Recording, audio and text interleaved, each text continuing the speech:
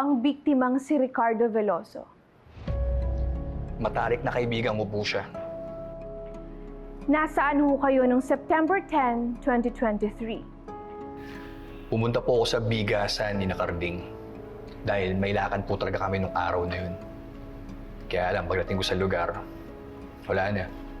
Hindi ko na po inabutang buhay siya. Pinatay siya ng nanay ng asawa niya. Objection, Your Honor. I move to strike out the last statement. It's a baseless, conclusive statement for a question that was not even asked. Sustained. Strike out the last statement from the record. Attorney, rephrase your question.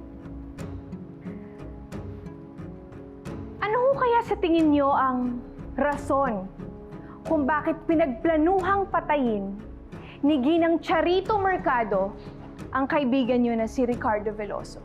Objection, Your Honor. Calls for speculation. Sustained. Iibahin ko na lang ang tanong, Your Honor. Nagkaroon ba ng pagkakataon na nakaharap o nakaengkwentro mo si Ginang Charito Mercado?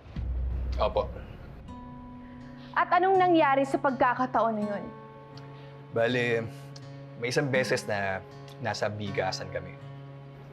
Nagiinuman kami ni Carding noon. Dumating si Aling Chato. Nagkaroon sila ng pagtatalo.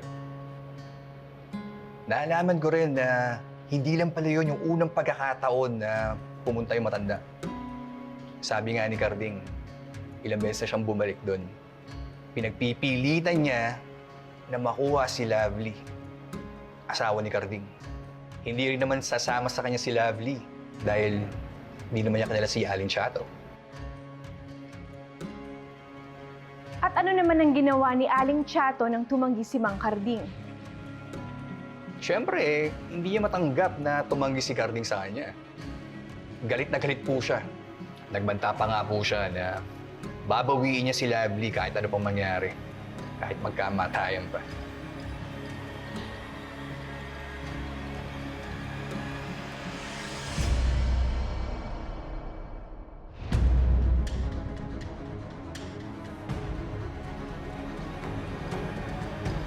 That is all, Your Honor.